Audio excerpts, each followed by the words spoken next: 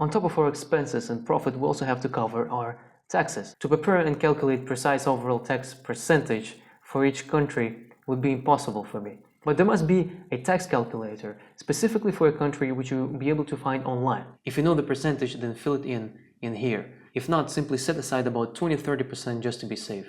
The amount of overall tax percentage that you have to pay is visually represented in the gray part of a column. The colored part shows you a revenue that you have to generate in order to cover everything that we have calculated. So we finally know how much revenue we have to generate in total. Let's overview it. In short, from your earned revenue, you will pay your taxes. Then you will put aside your actual profit and will be left with the rest of the amount, which will cover your overall expenses.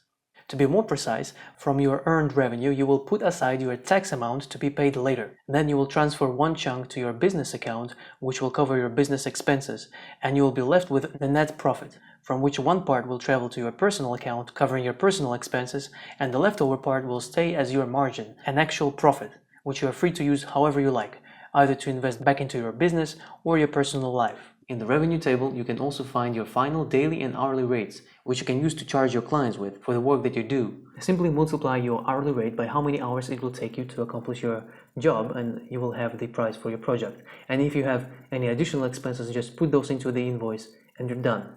If you want to learn more about freelancers' responsibilities such as invoicing, journaling, and project pricing, I will prepare an additional course in the future, and if you want to be notified once it is available, just sign up to newsletters on Freelance World website.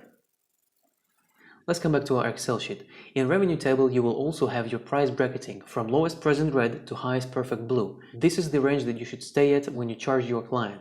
You should never charge lower than your present red. Throughout your career, your goal is to hit your normal yellow and slowly move up towards perfect blue.